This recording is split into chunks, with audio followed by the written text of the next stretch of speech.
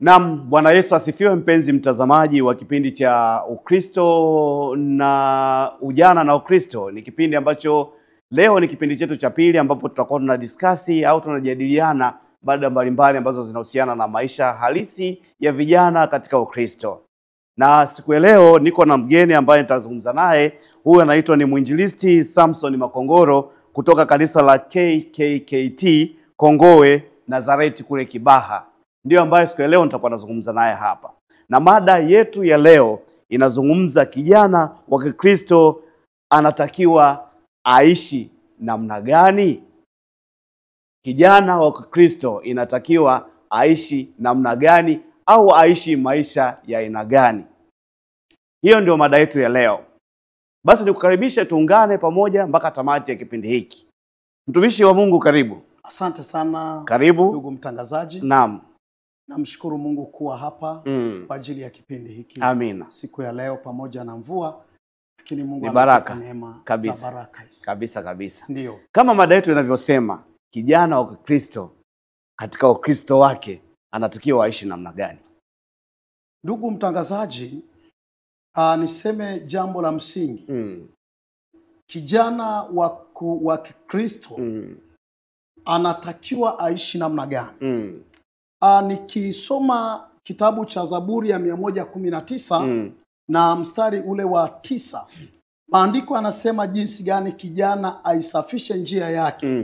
Anasema kwa kutii na kulifuata neno la Mungu. Sasa inategemea huyu kijana katika makuzi yake amelelewa namna gani na familia.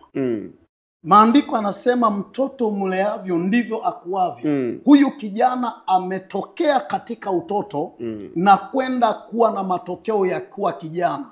Kwa hiyo inategemea kwamba misingi aliyolelewa na familia ambayo ni baba na mama walimlea kwa namna gani. Kuna vitu vingi vinabadilishwa au tunaona vijana wanaenda nje ya mfumo wa kuonekana kwamba ni wako ndani ya kanisa lakini wako nje ya kanisa. Inategemeana na mifumo ya kifamilia jinsi gani ambavyo wanawatunza au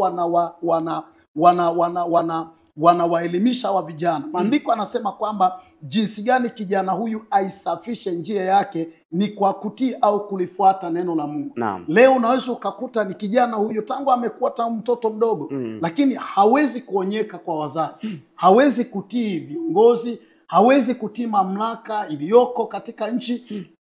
Kwa hiyo vinakuwa ni viashiria kwamba matokeo ya huyu kijana alikotokea kukua kwake ndio yamemletea mazingira yakawa sio mema katika jamii. Kwa hiyo tunatamani kuona kwamba kijana ambaye anakuwa na utii lakini analiheshimu neno la Mungu katika maeneo mbalimbali. Lakini vijana wengi leo wamepotoshwa, hawako sawasawa katika kulitii neno la Mungu, hata kuwatii viongozi wa kanisa. Wamekuwa kinyume kwa sababu ya mazingira ambayo wamekulia, ndugu mtangazaji. Ndio. Sasa utakuta mara nyingi sasa katika makanisa kumeibuka, kuna vikundi vingi vya vijana ambavyo vipo katika makanisa. Na hao vijana wanalelewa kwa misingi ya kanisa, lakini kijana huyu kama ulivyosema akiwa mtaani ana sifa ambayo sio. Lakini Jumapili utamkuta ndio wa kwanza yuko kanisani pale. Anahudumu tena vizuri kabisa. Lakini ukifuatilia maisha ya mtaani kwake huko, unakutana huyu kijana ana story mbaya kabisa. Ana habari mbaya mtaani. Unadhani kanisa lifanye nini ili kuhakikisha kwamba tabia kama hizi za mtaani pia zisiweze kuletwa kanisani? Mimi niseme ndugu mtangazaji, kanisa lifanye nini kwa ajili ya hawa vijana? Sio kanisa. Mimi ninafikiri kanisa la kwanza la kumtengeneza huyu kijana ili awe na maadili yaliyo mazuri ni familia yake kwanza. Huyu baba na mama ni watu wamekulia kwenye Ukristo. Na baada ya kukua walikuwa vijana kama vijana wao. Lakini Mungu aliwapa neema wakayaishi maisha ya kupendeza wazazi wao au wanadamu pamoja na kanisa. Lakini leo vijana wamepoteza radha kwa sababu ya kutokuwa na misingi ya ibada ya nyumbani. Huyu kijana anamuona Mungu wa kanisani, anamuona Mungu wa Sunday school, lakini hajawahi kuona Mungu wa nyumbani. Kwa hiyo matokeo ya kuharibika kijana sio ndani ya kanisa. Matokeo ya kuharibika kijana sio ndani ya kwaya. Matokeo ya kuharibika kijana sio matokeo ya kuomba ndani ya kanisa. Ni matokeo ya kutokuwa na misingi ya ibada ya familia. Ibada inaanzia nyumbani. Kwa hiyo kama nyumbani hana ile ibada, akija kanisani anajificha, anasema palipo na msafara wa mamba na kenge nao wamo. Kwa hiyo ni rahisi kuonekana huyu kijana kwamba amebeba kusudi la Mungu katika pengine kwenye kwaya, pengine kwenye umoja wa vijana ndani ya kanisa, lakini nje ya pazia huyu amebebwa na madhabahu nyingine. Kwa hiyo anakuwa na picha mbili. Akiwa ndani ya kanisa unamuona ni mtakatifu, lakini baada ya kutoka nje ya kanisa unamuona ni mtu ambaye yuko tofauti. Mimi nimeshuhudia wakati mwingine hata hawa vijana ambao wako vyuo vikuu yani akija nyumbani unamuona kwamba ni kijana mtiifu, kijana mwenye maadili, lakini vile anavyovifanya nje ya wazazi wake, nje ya malango yake, nje ya kanisa, ni vitu ambavyo vimeleta aibu kubwa na kuto kuwashawishi hata vijana wengine kwamba kuona kwamba Ukristo hauna faida kwao kwa sababu ya matokeo ya wakaka au kaka zao waliotangulia. Kwa hiyo mimi, ndugu mtangazaji, ninaendelea kusihi kwamba kanisa liadvance sana ibada ya nyumbani. Wakitengeneza misingi ya ibada ya nyumbani, huyu mtoto hatabadilika. Atatoka nyumbani amenyooka, atatoka nyumbani ameisafisha njia yake, atakuwa ni mtiifu hata akienda ndani ya kanisa, na hata akiwa nje ya kanisa tutaendelea kumuona kijana huyu akiwa ana amani, akiwa na alama ya uwakilishi wa kuwa kwamba ni kijana wa kanisa. Lakini leo wazazi wengi wametengeneza ufa mkubwa kwa sababu ya kutokuwa na ibada ya nyumbani. Sasa kutokana na hali hiyo jitokeza, hawa vijana ukishafika level fulani ni vijana ambao wanapenda kuwa na marafiki na mikumbo aina mbalimbali. Je, ni aina gani ya marafiki kijana wao anapaswa kuwa nao? Ndugu mtangazaji, kijana wa Kikristo au katika jamii, kijana huyu yani inategemea na mafunzo au malezi aliyolelewa na wazazi. Alipokuwa analelewa na wazazi, walimuongoza kuwa na marafiki wa namna gani. Mwingine anaambiwa na wazazi, pengine anaambiwa na mtu kwamba huyu unayeongozana naye tabia yake sio njema. Kijana atakwambia kwamba huyu ni rafiki yangu, lakini tabia ni za kwake. Kumbe hajui kadiri siku zinavyozidi kwenda ndivyo anaenda kuharibikiwa kutokana na tabia za huyo rafiki yake. Kwa hiyo nini ambacho kifanyike? Kwamba ni wazazi kuwekeza mafundisho juu ya watoto wa vijana wao na kuambia mtoto hawezi kukua kwa mzazi wake. Wakati mwingine wazazi wanaogopa hata vijana wakiona kijana amefika miaka 18, kijana huyu amekwisha kubarehe, kijana huyu amekuwa na maamuzi. Kwa hiyo hawana ule utashi wa kuweza kumweleza kijana kwamba njia unazoziendea sio nzuri, sio sahihi na au watu unaoambatana nao. Lakini kijana aliyelelewa toka ujana wake kwamba mtoto umleavyo ndivyo akuavyo, manake hata atakapokuwa mzee hata iacha ile njia aliyolelewa na wazazi wake. Kwa hiyo ndugu mtangazaji, mimi niendelee kusihi kwamba wakati mwingine wazazi wanapiga kelele kwamba pengine kanisa alitoe maadili kwa vijana, pengine serikali haitoi maadili kwa vijana. Nikwambie ndugu mtangazaji, serikali haiwezi kulea kijana na kanisa haliwezi kumonti huyu kijana kama familia yake yenyewe haijakaa sawa sawa. Imeshindwa. Kama wamemtengeneza huyo kijana, ni rahisi kuwa kwenye kanisa na kuweza kujitambua na kuweza kufanya hata shughuli za kanisa au katika jamii akafanya mambo makubwa. Ninaendelea kusisitiza kwamba shida ya huyo kijana kukosa haya maadili au kuwa na marafiki ambao hawafanani na yeye, ni matokeo ya familia. Unadhani kwamba kuwepo pia kwa mabadiliko ya teknolojia na utandawazi pia kunaweza kukachafua maisha ya kijana wa Kristo kama hajakaa vizuri? Ndio ndugu mtangazaji, vijana hawa wana mambo mengi sana. Unaweza ukawa na mtoto wa darasa la 4 ukampa hiyo simu yako. Kuna vitu vingi na niongee na wazazi hapa. Kuna vitu vingi unaweza usivifahamu, usivyovielewa wewe kwenye simu, lakini mtoto huyo wa darasa la 4 kuna vitu anavielewa. Na wazazi wamekuwa kwamba wanaviacha hii hali ya utandawazi. Mtoto anaweza akaomba simu, akamwambia mama au baba, naomba simu yako nicheze game. Kumbe sio game anacheza, kuna vitu vingine ameadvance huko ndani. Kesho na kesho kutu unakuja kuambiwa kwamba mtoto huyu ana tabia hizi, mzazi atakataa. Ninakumbuka kuna mahali mwalimu alimpigia mzazi, mtoto wake yuko kidato cha pili, akamwambia mtoto huyu anavuta bangi. Yule mzazi alikuwa ni wa kike, akamwambia mwalimu, hapana, mtoto wangu ninajua nilivyomlea hajawahi kuvuta bangi, tena umeniaibisha wewe mwalimu kwamba mtoto wangu hawezi kushiriki. Badala ya kulifanyia uchunguzi jambo hili kwamba wakati mwingi tuko kazini, wakati mwingine tuko kwenye biashara zetu, lakini hawa watoto huo muda wanakutana na vitu gani? Kwa hiyo wanapokutana na sayansi na teknolojia, badala ya kuwatengenezea mifumo mizuri ya kimaisha, pengine waone kuna fursa ya kibiashara, waone kuna fursa ya kishule humo ndani, lakini vitu ambavyo wana advance ndani yake ni vitu ambavyo sio vizuri. Sio vizuri. Mtoto huyu anaweza akajua mambo makubwa kuliko hata mzazi wake kupitia utandawazi.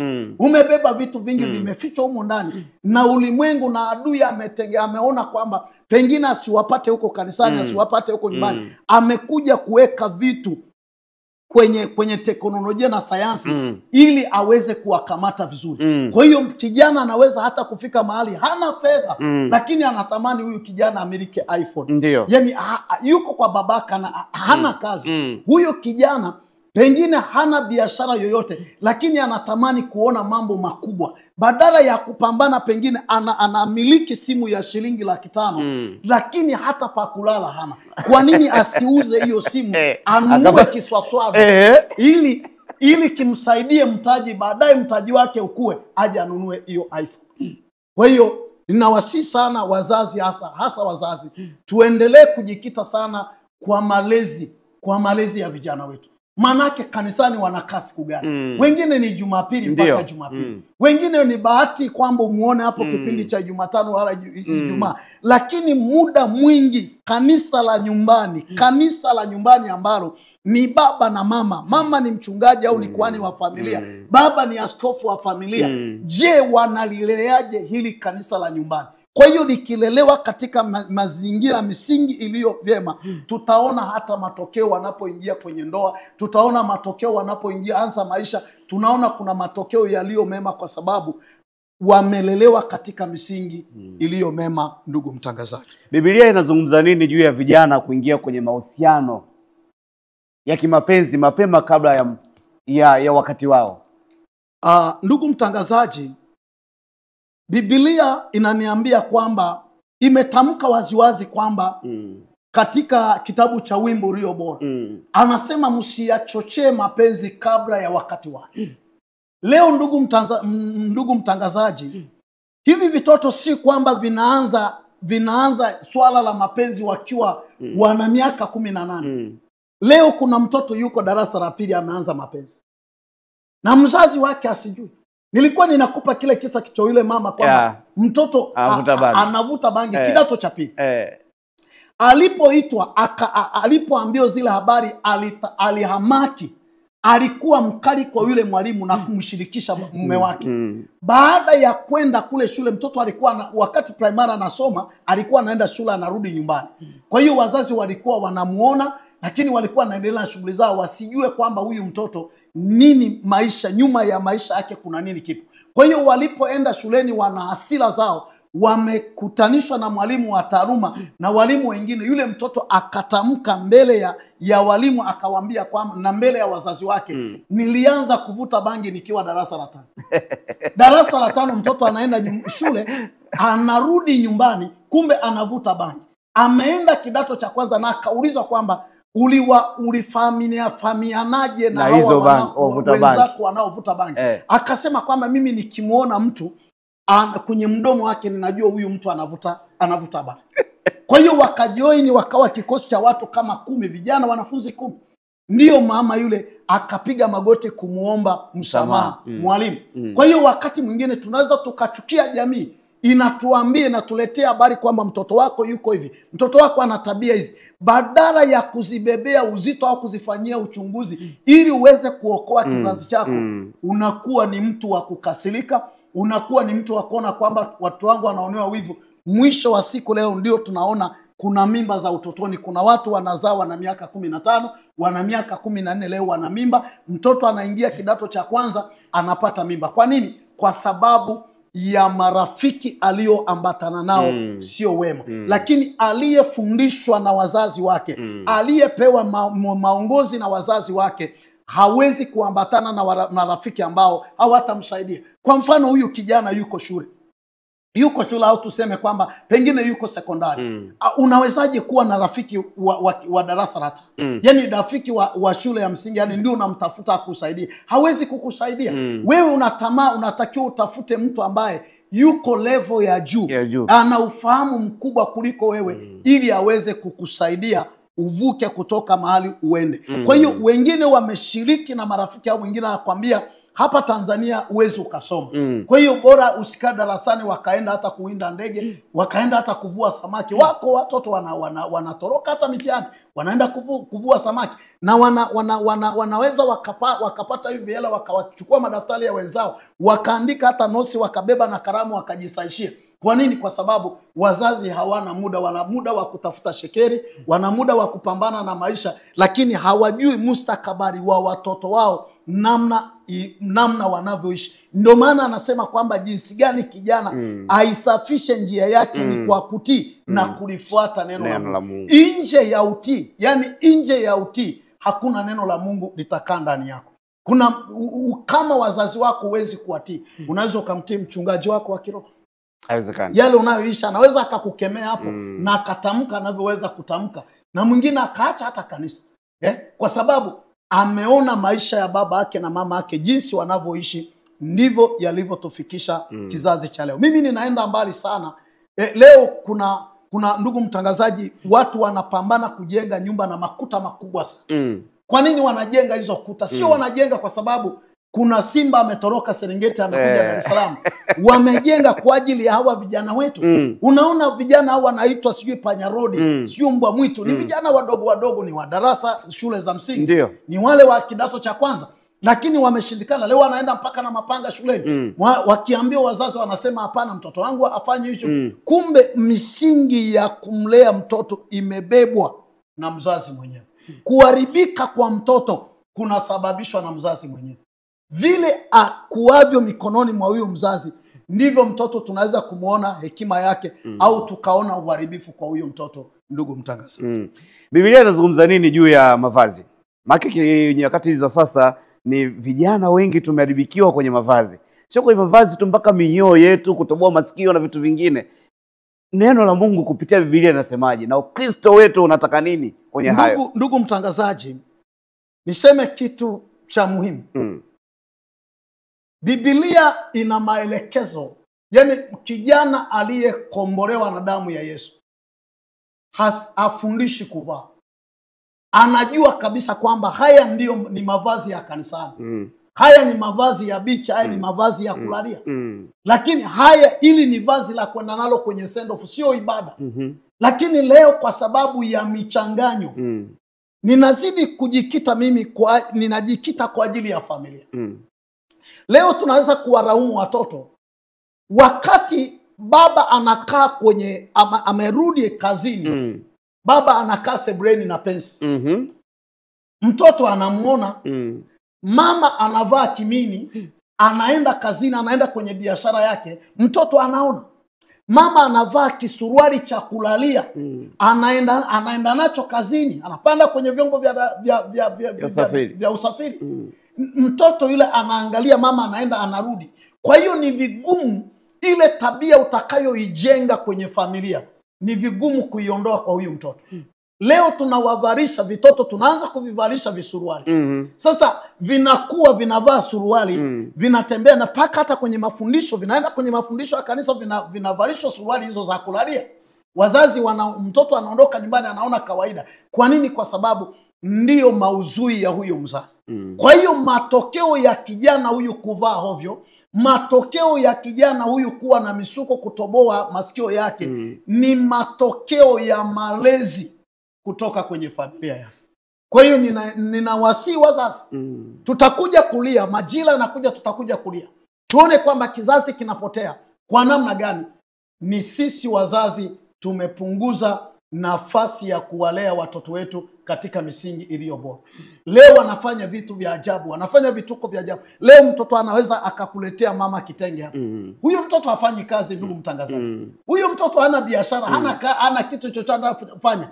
Hicho kitenge unakuja unakipokea, unajua kimetoka wapi? Kumbe ameiba kwa mtu fulani, amepanda kwenye ukuta akaiba, akaja akaleta. Leo unaletewa kuku nyumbani. Huulizi hii kuku kijana mwanangu umeitoa wapi? Na ufugi.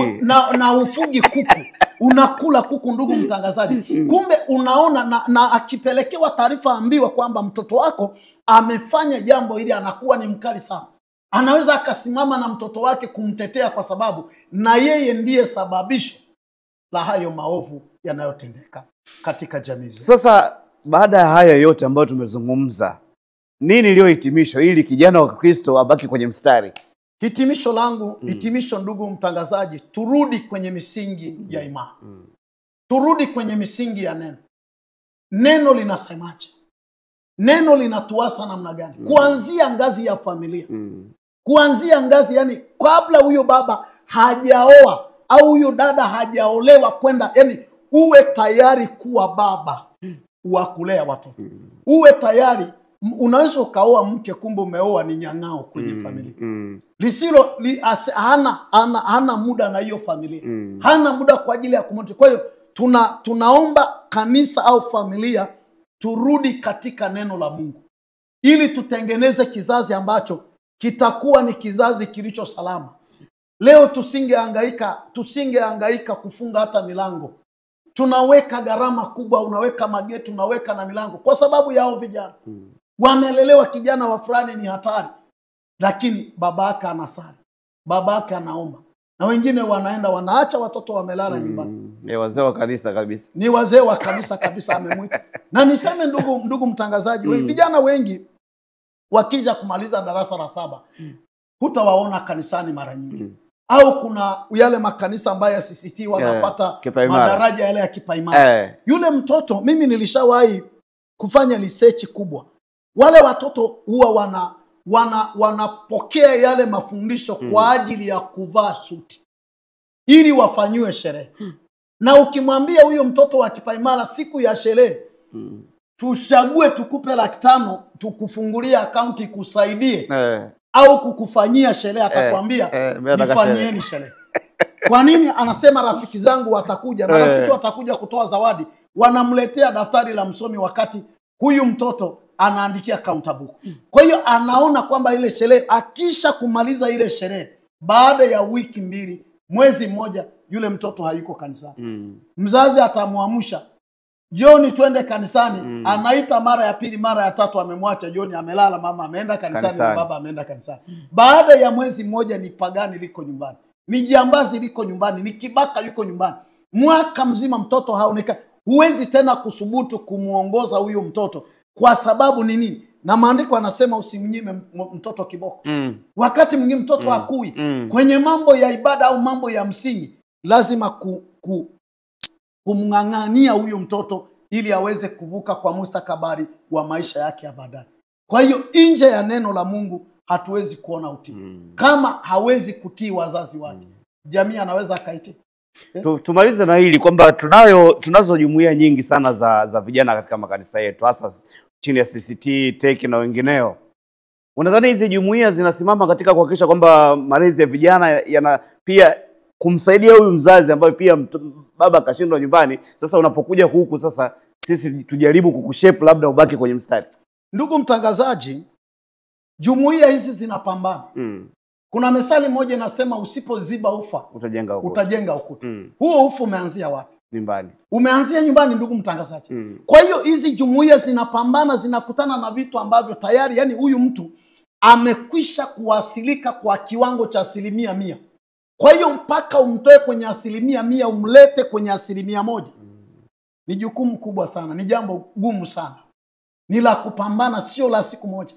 Ni la muda, lakini kama tungeziba ule ufa mapema, huyu mtoto akajua kuiba ni dhambi, akajua kutukana ni dhambi, akajua yani kuto kumheshimu mtu ni vibaya, tungeokoa hichi kizazi. Kwa hiyo ninarudi kusema kwamba taasisi na mbalimbali zinaendelea kupambana kuhakikisha kwamba mambo yanakaa sawa sawa, lakini msingi kwenye familia. Sasa tumalize na hili la mwisho kabisa kwamba sasa vijana wengi ni kana kwamba wameingia kujiingiza kwenye mziki wa Injili, ni waimbaji, wanaimba kila mmoja kivyake, lakini wengi wao ni vijana wamejiingiza kwenye mziki wa Injili. Unadhani kwamba kuingia kwao kwenye mziki wa Injili kama vijana wameingia kwa ajili ya huduma kweli? Au kuna jicho kingine? Kwa sababu nyimbo nyingi tunazozisikia sasa hivi, nyimbo nyingi ziko kwa ajili ya hazitamki hata jina la Yesu, hazitamki jina la Mungu. Hiyo kwa ufupi zaidi, mchungaji, unasemaje? Ndugu mtangazaji, vijana wengi, kwanza vijana wengi hawataki kazi ngumu. Wanaangalia kwenye mteremko ni wapi. Ninarudia kusema kwamba kwenye msafara wa kenge, wa mamba na kenge nao wapo. Kwa hiyo vijana wengi wameingia kwenye eneo hilo la uimbaji, si kwamba kumtukuza Mungu bali kwa matakwa yao wenyewe. Asante sana. Mpenzi mtazamaji wa kipindi cha Ujana na Ukristo au Kristo na Vijana, mpaka hapo tutakuwa tumefika tamati kabisa ya kipindi chetu cha leo. Na bila shaka umejifunza mengi kweli kweli kuhusiana na jinsi gani kijana anapaswa kuishi. Zaidi ya yote, neno linabaki pale pale msingi kwamba kijana ni lazima afate maadili, afate maandiko. Familia ndio imekuwa chanzo kikubwa cha haya yote. Na mtumishi wa Mungu kasisitiza kwamba familia ndio inatakiwa kwamba isimamie katika kila jambo. Basi mimi nikushukuru sana wewe ambaye umekuwa nasi toka mwanzo wa kipindi hiki. Tukutakie pia utazamaji mwema wa vipindi vinavyofuata hapa Channel 10. Mtumishi wa Mungu, Mungu akubariki sana. Asante sana ndugu mtangazaji. Tunakushukuru sana. Mungu akubariki. Tunaamini vijana wamepokea na sisi wengine pia tumepokea. Amen. Mungu akubariki sana. Asante sana. Asante sana. Mpaka wakati ujao, Mungu nakubariki. Kwa heri ya kuonana.